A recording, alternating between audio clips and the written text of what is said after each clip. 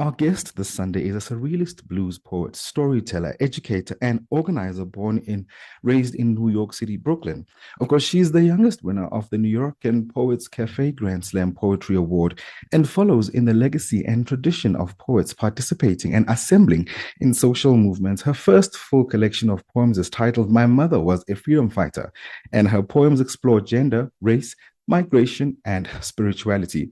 She joins us this afternoon to talk to us about this work, and we'll also be listening into her jazz and poetry project, When Poems Do What They Do, a project that has become a firm favorite here on the KJS show since we shared it. And finally, Aja also makes her debut appearance on the show. Aja, hello, and welcome to South Africa. Welcome to the KJS show. Hi, thank you so much for having me. Thank you so much for joining us. Let's formally introduce you. Who is Aja Monet? I think she is, yeah, I have no idea, I think every day she's figuring it out. Mm. There's you, the person that people know, and then there's you that you know to yourself. So to me, I'm just a lover of good music, words, and here in service with the gifts that I have been given, and hopefully I can be useful. Yeah, and, Hmm. and and you grew up. Well, a pleasure finally to meet you. You grew up, in Brooklyn, New York. Let's go back there for a second. Please do tell us about your childhood and how it inspired, the work that you do. Yeah, I think that something I talked about in the interview that I had with Robin D.G. Kelly was, Brooklyn was a huge recurring theme for me. It wasn't the place, we were never stationary when I was growing up. We lived actually many places across my childhood. Yeah, And that was in direct relationship to the fact that my mother was a single mom and struggled a lot to afford, just basic reality in life of raising kids on your own. And it tormented not just the financial reality of our life, but also the emotional, psychological, condition of raising children and trying to create a healthy environment for you to be able to love and nurture and raise up your children. I mean, mm, society doesn't make it that easy, So I think for me, my childhood was really colored by witnessing that struggle within my mother and all of the things that she fought to do to create an opportunity and chance for me to see the world, to experience good education. I mean, education was crucial to our childhood. That was the thing that she really drove into us when we were young. yeah, And the person I am, there's things that you live that you grow up in and that is your environment, and then there's who you are. There's a lot of things. It's the nature versus nurture possibility of life. Like some of us are some of us are born equipped with certain qualities, certain ways of being. I believe in a spiritual, that yeah. sometimes we're ancestors returning. So there are things that you come into the world with, and then you experience the world and you learn how to navigate the world based off of the spirit or the energy and the ancestors who come with you. So for Mm, me, while life and upbringing, I could have seen challenges here and there. I think I gravitated towards the lessons that I could learn from those who came before me, and it was really important to me to just observe, be observant, and to not make those same mistakes. And so I think that colored a lot of my upbringing was just, there's conditions that society will put on you, and then there's the choices you make in response to those conditions. you are a surreal blues poet. What does that mean? I think I'm creating it as I go along, to be honest. For me, what it means is the reason why I bring those terms into my identity or into my title is because I feel that it's really important that people understand that not all poets are alike. And there are people who call themselves poets who may not necessarily be poets, but they believe in the beauty and the tradition of poetry, so they want to align themselves with that tradition. For me, I want to make a distinction to align myself with the tradition of and the movements that came before me. And so I consider surrealism a very powerful movement that really uprooted a lot of the artistic practices that we've witnessed in our society, as well as just cultural production. So the idea of being a cultural worker in the tradition of surrealism is Mm, important to me. And so when people look up my work, they can also look up surrealist movement and they can understand that I'm in conversation with that movement. Yeah. And then there's the blues, the blues and the tradition of the blues and what the blues has meant historically to Black people in the States, in this country, and then what it's meant, internationally, et cetera, and how it's evolved and the things that it's, I think the blues is the foundation of most of our musical traditions in the States, and it's an African tradition. So if Yeah. anybody understands the blues, then they'll definitely understand me. So they're two terms that I think quickly situate me in a movement and in a tradition that can readily let a listener or viewer or a participant, audience member really understand where I am pulling from and what I'm in conversation with.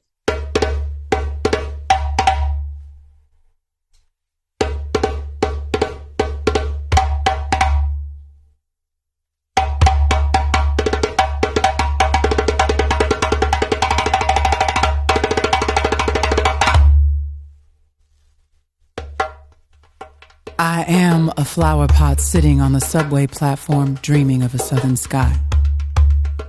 I am the southern sky. Bruised hues of blues in inner city with an oceanfront view. A Holy Ghost tongue possessed between the pews. Sleepless in the twilight. A vision board invisible to eyesight. Loose hips humming under summer porch lights. I'm the djembe drum. Rhythm spun between love-drunk knees. I'm a runaway river. A sawed-off shotgun creeping through the leaves, a kiss that quivers. A machete that bleeds. I'm the bananas on Josephine's skirt. A brown liquor flirt, the gardenia in Billie Holiday's hair. I'm a blues song in a cigarette's glare, a beaded Zulu hat on Makiba's head. Bob Marley's lock, a natty dread. I'm Marcus Garvey's last microphone. Ancient lady of Grace Nefertiti's royal throne. I'm a poem handwritten by La Lupe on the Malecon. A grassroots meeting of orishas in the basement of a brownstone. I'm a homegirl, homegrown made of magic. A mermaid of memory swimming through tragic times. I'm the one that got away. I'm the love I never had. A cipher of butterfly wings. I'm a little girl who had big dreams and prayers in my mother's purse. I'm the color of Saturday, bouncing off the walls. I drizzle in the wind like a sun shower shawl. I'm the final hour before the moon rests. I'm what a day looks like, honest and undressed. I'm la cascarilla on the door, windows and vents. A protector of realms. A protector of realms. I'm a Bwiti shaman who ascends. I'm the mirror. I am the mirror. I am the mirror. I'm the root and the end.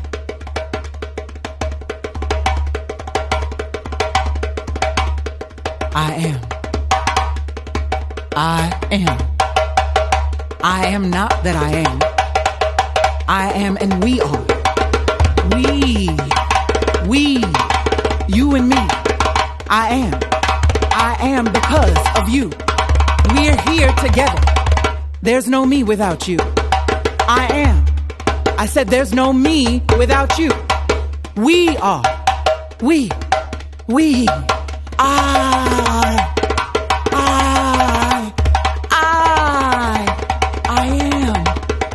am. Because we are. I'm only possible because we are. You and me. We are. Woo! I am. You made me possible. I am. Ooh, I am.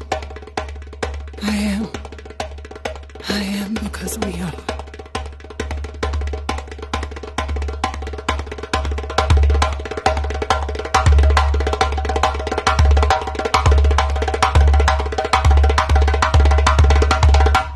Love that.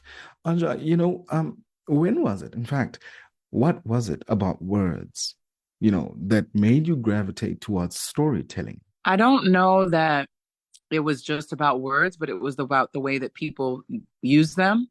Mm. And so I really love that I can lean on that tradition and learn about the way that people use words and the way that words can be weaponized, but also can be transformative. And I think about language is just a big part of society, Yeah.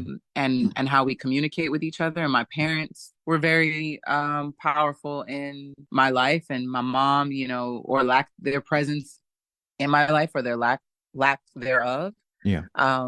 But I saw the ways that people told stories, and my grandmother was very animative, and my uncle, and there was just people, elders around me who were very animated with the tone and the quality and the energy and the emotion of how they told stories. And I was fascinated by that.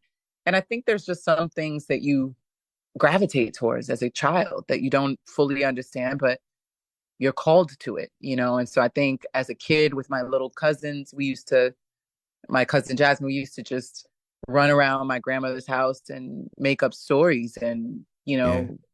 it's the way that the imagination will play and run amok, because, when you don't have toys or a lot of other things, you're left to your own devices. That's And I right. think storytelling was one of the things that I gravitated towards as one of my own devices, that I really, really loved that ability for a story to captivate you and to take hold of your imagination. Of course, Kofifi FM, we're spending time with Aja Monet this Sunday, a poet from New York City who's also an organizer and activist, and she's currently in LA. And we're talking everything and anything that has to do with her music and her work. As a real blues poet, she calls herself, of course. Love the explanation. When poems do what they do is your first full project, and you travel here, with really great musicians on the album. Let's talk about the concept, spoken word and jazz, and why you fused these two. Well, I don't necessarily consider what I do spoken word, so that's usually a misnomer. And I understand why people use it. It's how people reference their.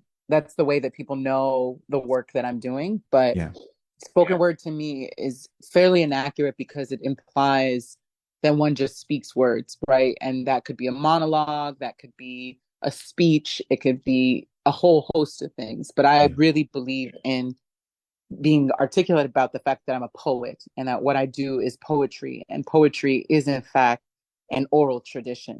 mm, And so if you're working in the words, in the realm of words and language with the poetic tradition, then you understand that to recite one's poems is a part of the tradition. It's not something else. yeah, Um, and so I always try to make that distinction because I think that it's really important that we name poetry as an oral tradition. That and that spoken word is often very like racialized to group Black, Brown, Indigenous authors and writer and poets really away from the poetic tradition, as if we are not literary in what we're doing, even as we speak well, as we use rhythm and vibration and tone.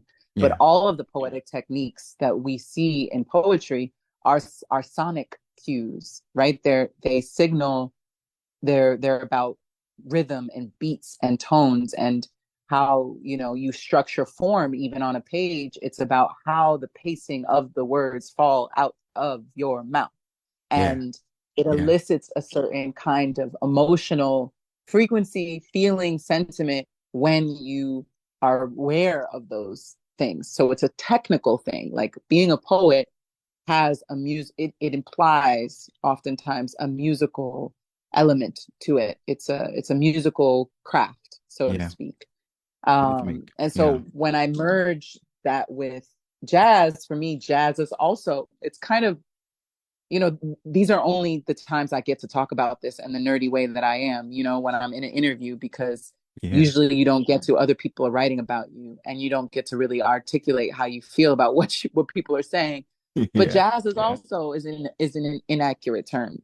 Jazz is not what I think we're doing, but jazz is the tradition of literally the industry not knowing how to name or articulate Black music that is not conforming to the current song structures that we know to be true yeah, in the music realm. It's particularly when it comes to live instrumentation, right? So You think about what Black people did to the saxophone and to the trumpet and to the keys and to the drum. I mean, we took it somewhere else and we improvised and we put and it's political what we did to the song structures. So they called that jazz, which was really an insult in the beginning because it was a way of calling us jackasses. You know, that's really what they were trying to say.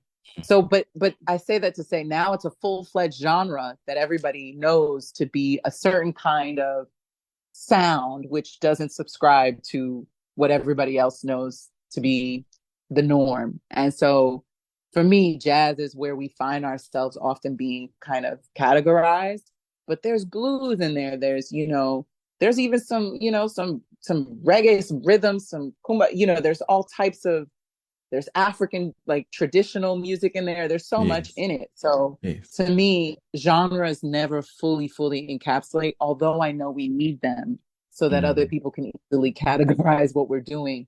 I just hope that people also know that the album is hoping to break away from the constraints of some of these genres.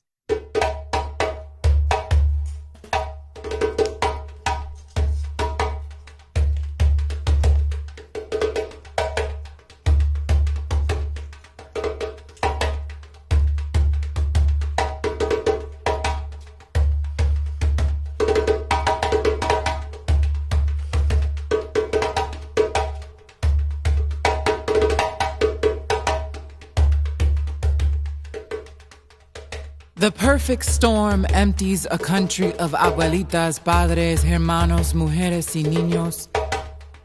A disaster that doesn't seem so natural. Waves of wind, damaged homes, hovering roofs made of tarp. If you wanted to take land from a people bent on resisting colonialism, insert McDonald's, Walmart, or the Jones Act.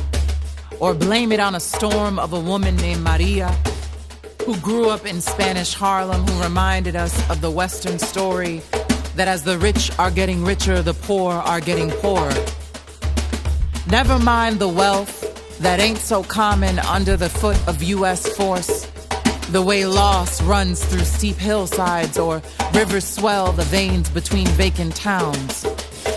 We blame the thirsty but not the corporations that tax water, the shocking doctrines of profit over people, exploited tunes and tones of rhythms taíno for tourists and escapism por la isla de Encanta.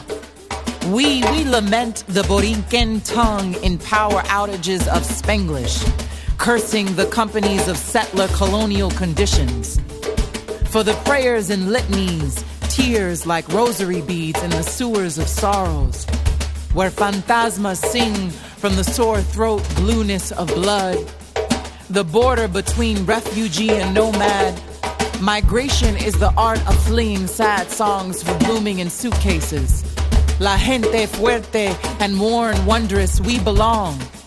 We belong to each other before any notion of a nation.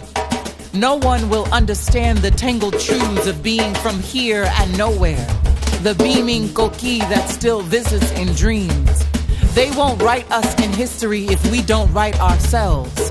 The uncle who drowned in Coronas and ham sandwiches, visions of never playing pro baseball, or the aunt who claps the root of her mouth when she speaks, asthmatic and always high. Who lost 6 children to the government, or abuela who is always working 2-3 jobs to make up for the guilt of coming to America, and how she couldn't face returning to no running water. And still there are spirits who know every chupacabra has its day. It is time. It is time. It is time. It is time. It is time. It is time for us to take the red fire of our wounds and weapon our mouths toward new movement songs. Remember Campo suffering in silence, separated by an ocean and a language, yet still free. Free in the love of a people fearless and unafraid. Always a hurricane. It's always a hurricane. It's always a hurricane before the grand exodus. Before the grand exodus, the fight for dignity and independence. San Siracho rattling in every roar. Every roar of revisionist history. Pa'lante, people. Pa'lante, milagros de movimiento, soar. Soar, because if we are to live with the fierce force of knowing anything that is sacred, anything that is sacred is worth fighting for, is worth fighting for. Bienvenido a la lucha. We are worth fighting for.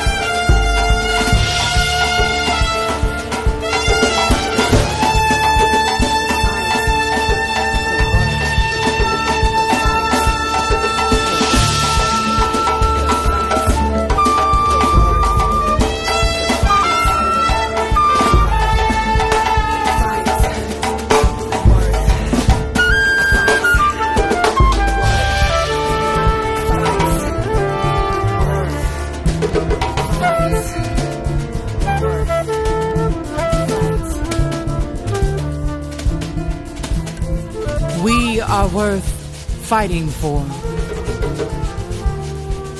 The perfect storm always precedes great miracles. And we are worth fighting for.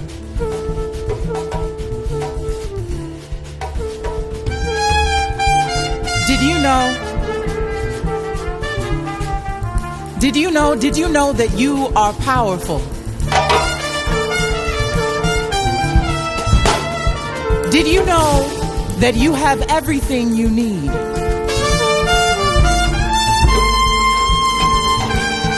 That everything you need is within you.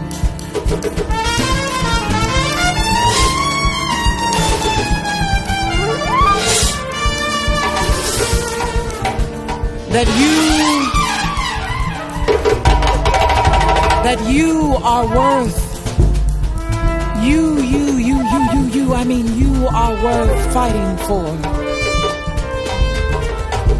And that everything you need, everything you need, everything you need is within you.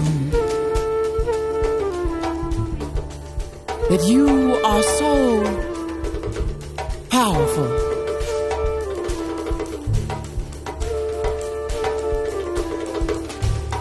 Great storms precede great miracles. Remember that. Great storms precede great miracles. They took away my brother's life, man. The thing is, we're not a gang anymore. We're an organization. We want to help Black and Puerto Ricans to live in a better environment. You see, I said down with colors now. Now let's turn something, man. Let's turn something. Let's help our people, man.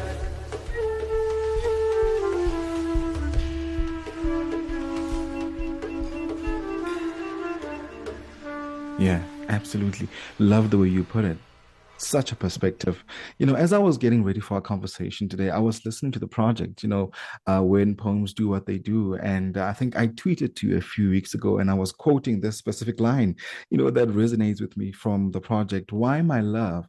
Where you ask, why my love? Why you gotta wait, till you're ready to love you? What a powerful question. Let's talk about this track, the mood of the track. You are speaking, you are having this conversation, this wonderful conversation, and you're asking, the relevant questions that we see, couples, go through these things. And let's talk about the mood, your mood in this track. Yeah. Well, I think for me, it's more of a situation where I I write from a place of personal connection. So what deeply impacts me is what is going to come out in the world, and it's going to impact other people in some way, shape, or form. But I wrote that from the place of, being hurt. And really, it was a response. I wrote it because Erykah Badu, I was opening up for Erykah Badu at 3 Points Festival Miami, and Erykah had said something at this time around R. Kelly being that we have to love him kind of through what he was going through. And I remember being really frustrated by that notion because I just kept thinking about all the many ways where Black women have been abused, assaulted, traumatized, and the expectation is we just love through that. We ought to just love them and understand. Yeah. And it implies as if we don't love or we haven't understood in so many ways, shape, or form. But what does it mean to stand up for ourselves and say, hey, like, this isn't okay. My love can be all of these things, and it can still be really frustrated and just not okay with how you're treating, me. You know what I mean? And love doesn't imply that we just go along with how things are. So I was questioning, like, why? Like, seriously, why does my love have to go through all these things to be loved, to be lovable? And it ended up also like foreshadowing things in my relationship at the time where it was a way of helping me channel things that I was feeling that I didn't really even know I was feeling fully. And sometimes poems can do that. Your art can be a word to you, even as it might be meaningful in a word to somebody else. It's always starting with you. And I think it was a way that I was trying to heal and process my own frustrations in my relationship. Of course, Kofifi, we're still spending time with Aja Monet here on the K-Jazz Show, and we're talking about the project, and when poems do what they do, and how it all came together. And the beauty of the project, Aja, comes through, in different elements. With different elements, we have inspiration, we have the comfort, we have that hug, that sonic hug, and at the same time, we have the blunt and the striking conversations, forcing one to reflect on the realities that you are addressing, on the project. How has the project been received, by the audiences that you've performed it for? It's been really beautiful. I mean, I'm hoping to come to South Africa at some point. Yeah. But I everywhere I go, I'm honored and just grateful to be invited. I'm amazed and in awe when people show up, and it's been good. I mean, I can't complain. Like, I really feel grateful. It's been an uphill battle trying to get people to understand that poetry and music is not a new thing, and that it's been a part of our tradition and our culture and our society for many years, although it's not always showcased or uplifted or resourced in the right way. And poetry has been typecasted and caricaturized in a certain way. So not everybody really likes certain poems, because the certain poets that do get lifted up aren't always the ones that are understanding of musicality or understanding of, the cultural energy of the people. So I think it's about feeling honored that people want to even showcase or talk about the project or share it with their people and their community, and hopefully it can be useful, that it's something that can help pinpoint issues that other folks are trying to grapple with or discuss or bring up.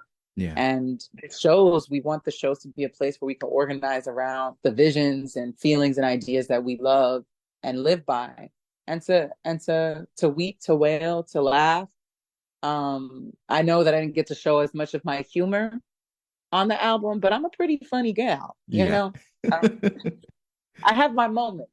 So I think like the show ends up being a place where I think people often leave surprised because they think they're going to get something and then it's something else. So I love the moments when I get to be present with people. That's really what it feels good.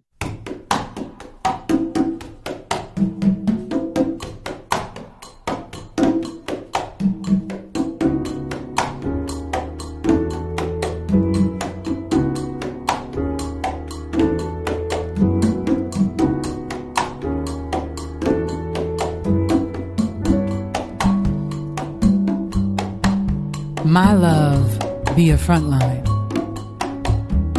My love be a fighter, a shade that sisters and saves. My love survived the middle passage, waded the waters. My love be grassroots, organizes movements. The birds, the bees, my love be butterflies beaming. My love be indigenous, ocean wide, sky deep. My love listens to the land. All natural, no preservatives. My love be homemade from scratch. Scribbled, handwritten notes, adoration. My love be scripture, be ritual, baptism, revival. A cathedral built from bare hands, a Taj Mahal, all the temples. My love creates new ways to worship. Serenity, sorcery, hieroglyphs across your chest, tongue-tied. My love be sacred geometry, past life premonitions, revelations in gratitude, prayer hands. My love be call and response, praise the eyelashes and the eyes. My love be a river like the Nile, ancient and long. My love be a crowd of shyness, secret messages in the rosy red of deep dimples. My love be a reflection, a looking glass magic, a song we only dance to. My love make no excuses. My love be compassionate, forgives but not stupid, be backbone, be ass whooping accountable. My love be love, abundant, limitless, endless, giving, make no mistakes, lest they lessons. My love be book smart, be Google ready, encyclopedic, soul listening, kindred, twin flame, seeking, questioning, answering, demanding, aggressive, hugging, consent, candle lighting, that tarot card, psychic healing, intuitive. My love be brave. My love be brave, be heavy-hearted, light-headed, woozy, clumsy, knee-wobbling, butterfly belly dancing, floating and fluttering. My love be goofy, be silly, trusting, foreplay, aching, tempting, tasting, to savor, weary, wounded, ridding ghosts. Some things cannot be saged, but must be faced. My love, be partnership, be collective, don't leave when things get tough, be flawed, stretch mark, pudgy, bold. My love squeezes, pimples, tweezes, ingrown memories. My love, be a lighthouse. In the middle of a storm, be light. Why every time we tell a man about himself, our love gotta come into question? Who said loving you would be a walk in the white section of the park? Who wrote the poems that make love into a doormat, doorbell, pornographic, wet dream, male gaze, nonsense, romance film? Who done turned love into a battle of the sexes? Say I can't love my man and tell him where it hurts, or how, when to stop, when to slow, treat me with kindness. Who say I can't teach you how to love me? How to tender tug and touch, how to witness and watch. Who say love gotta humiliate me? Gotta turn me into a victim, into a damsel in distress. If I could tell you about yourself to your face, I wouldn't have to speak to strangers. Why my love always gotta be in question? Gotta go through tests, relay races, obstacle courses, gotta hop on one leg and bark like a dog. Why my love gotta do backflips and learn rocket science and speak mansplain? Why my love gotta wait till you ready to love you? Why the world ain't got my back, and I always seem to have yours.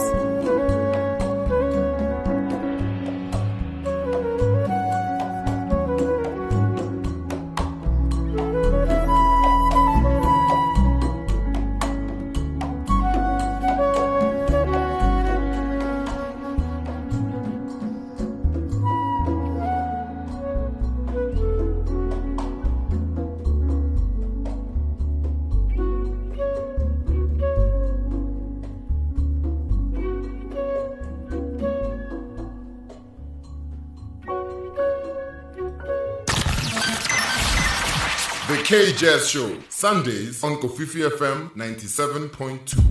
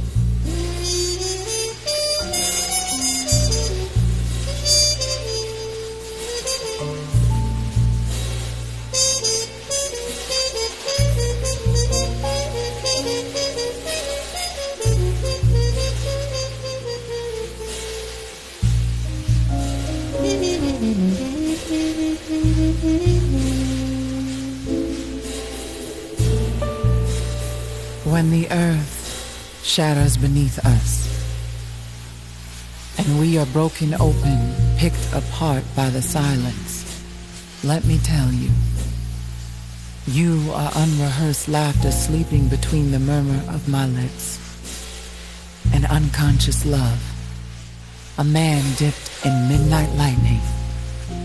I will fix my body for you and fold in the bend of your arms a tortured jewel. You are a freedom song, humming in the shadow of my soul, a healing heartache that kisses wounds and sets free tornadoes on my spine. Such a crippling tone. My spirit is dancing in the gospel of your chest, and I have found music glowing in the whirlwind of your eyes. May we create new skies to fall apart under together. The sun bent its head on my skin this morning, and I could hear the bones of butterflies creaking in the breeze, the breath of birds heaving into the heart of my ears. My eyes whistled open, the air still smelling of lavender smoke and wet leaves. I turned to you, staring the lids of your jarred pupils. Your face is a naked desert at dawn, an ancient heaven at horizon. Your mouth slightly caved open like an owling cow. I smile, blooming, because somewhere before I remember this.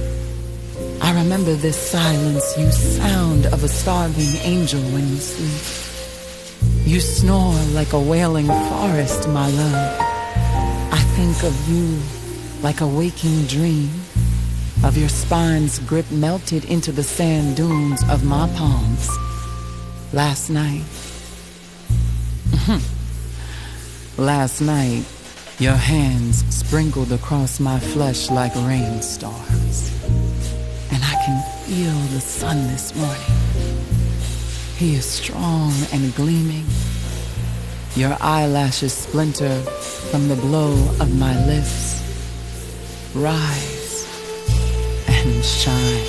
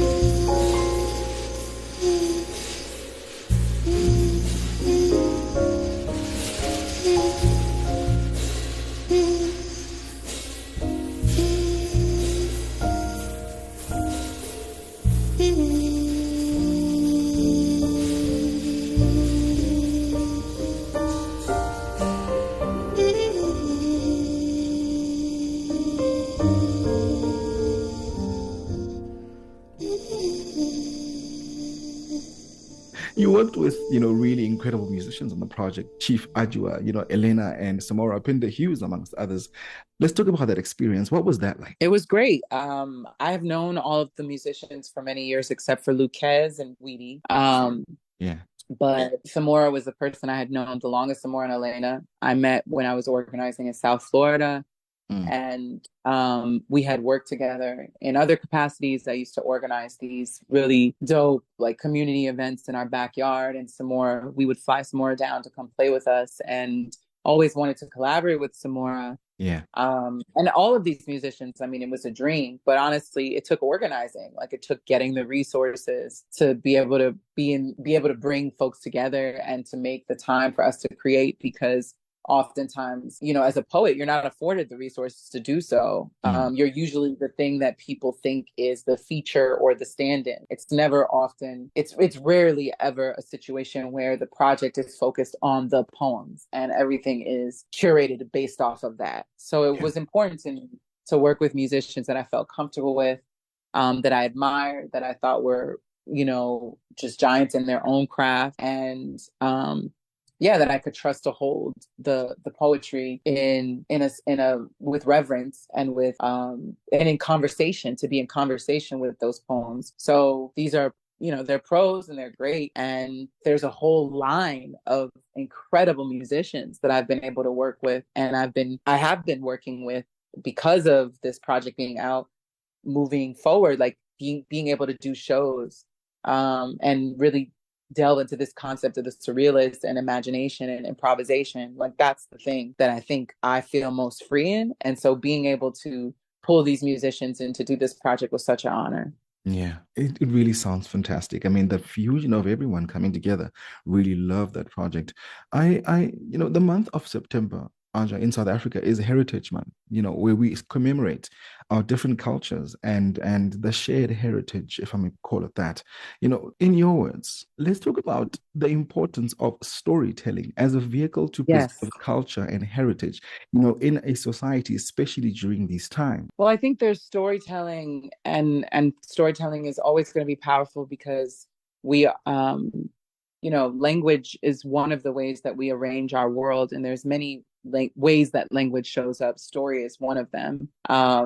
I think story is the way that people learn about themselves and can practice, processing reflection as well as confrontation.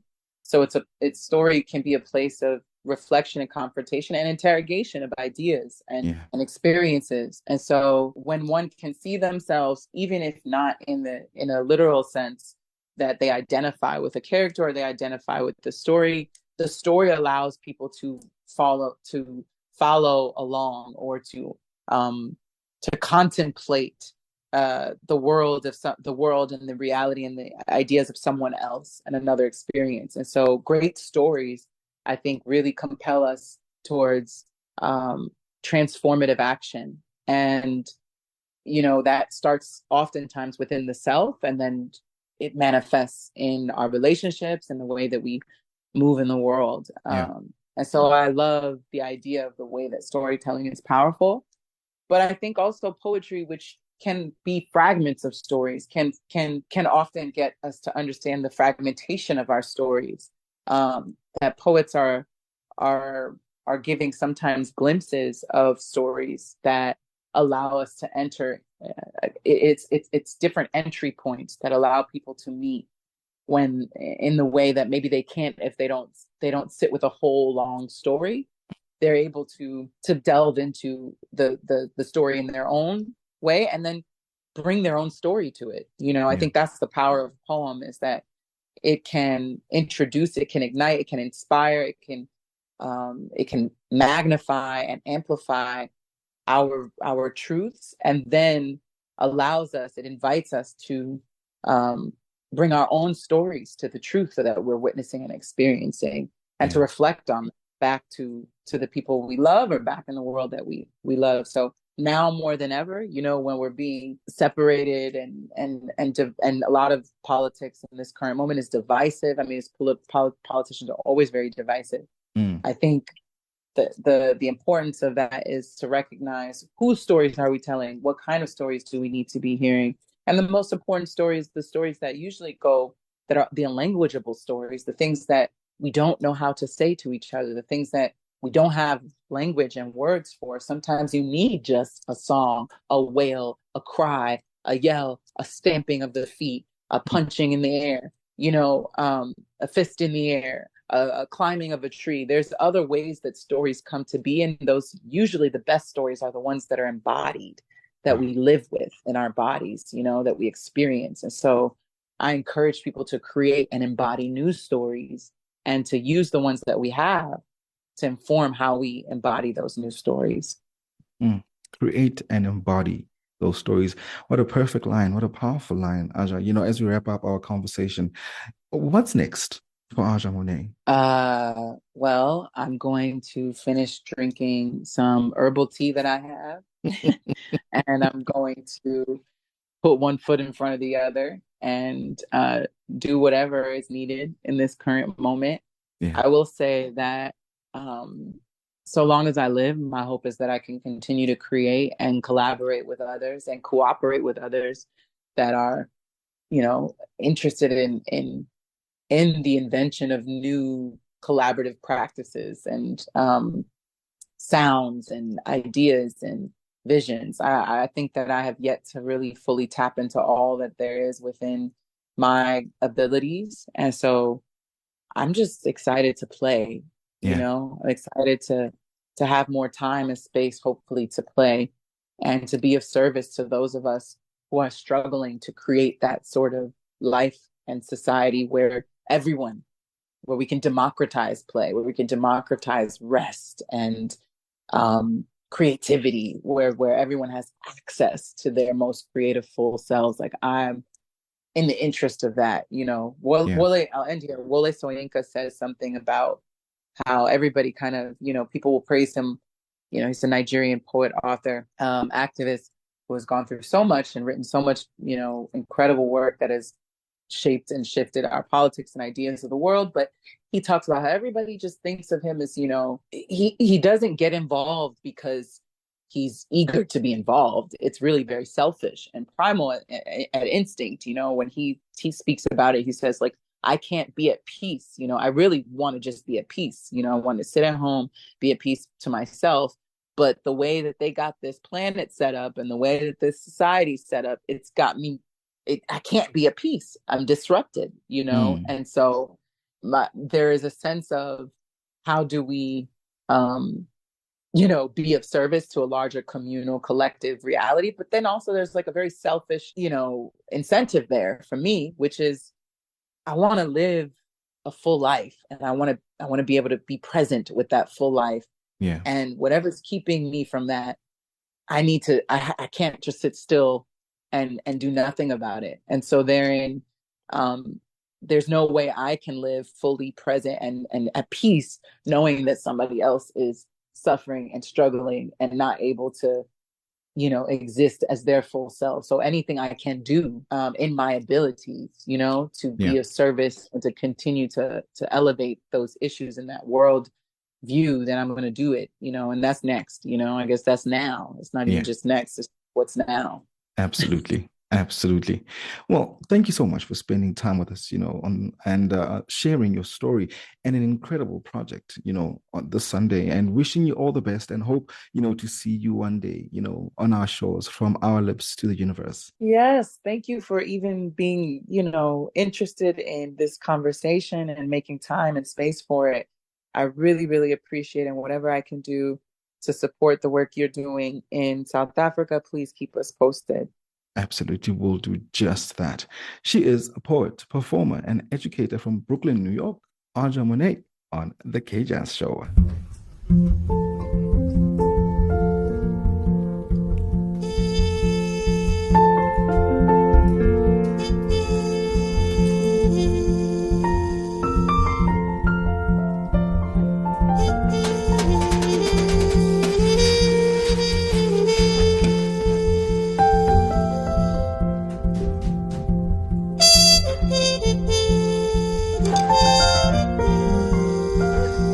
Why, thank you.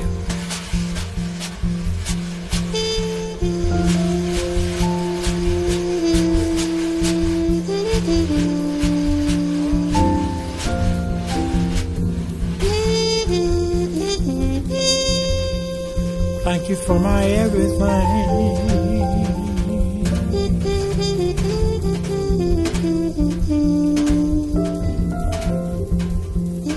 Thank you for the sun that burns.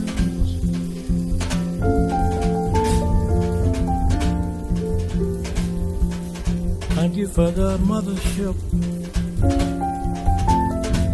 this here planet, of paradise.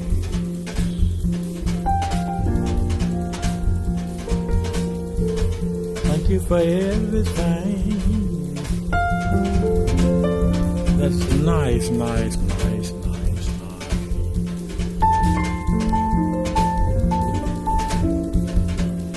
If I could cry to you, I'll scream out thank you in every way.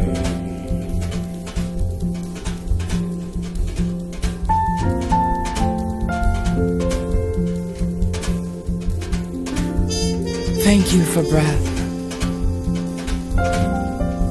Thank you for life, living, and love. Thank you for letting us carry on. Thank you for listening and being loud and laying low Greatness, and leaning in. Thank you for believing in me. for never emptying me. Thank you for letting me shout.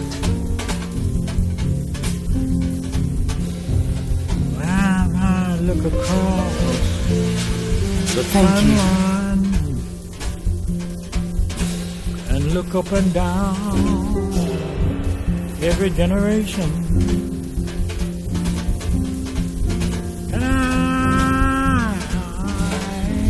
Can I just say thank you?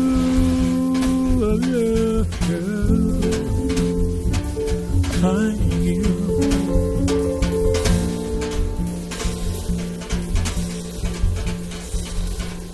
Thank you for the brain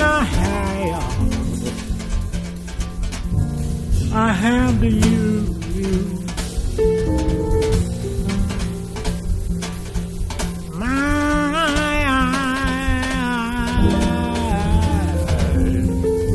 If I cry, thank you for every tear that falls my eye.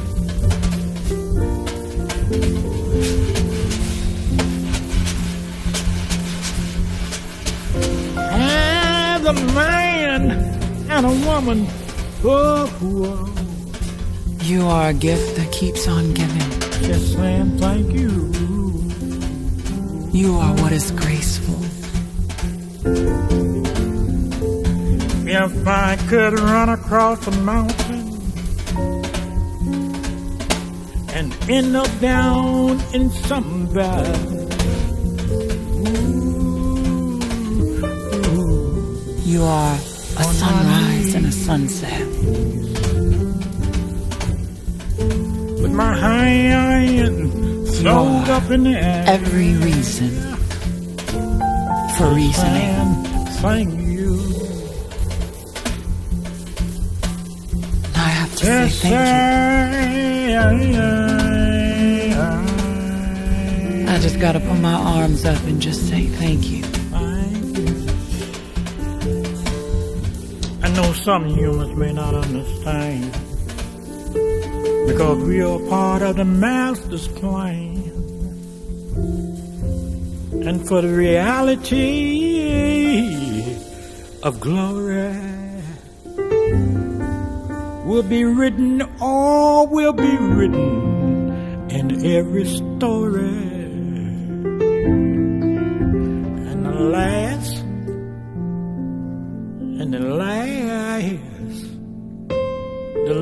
words will be thank you. Thank you. You are my first and last breath.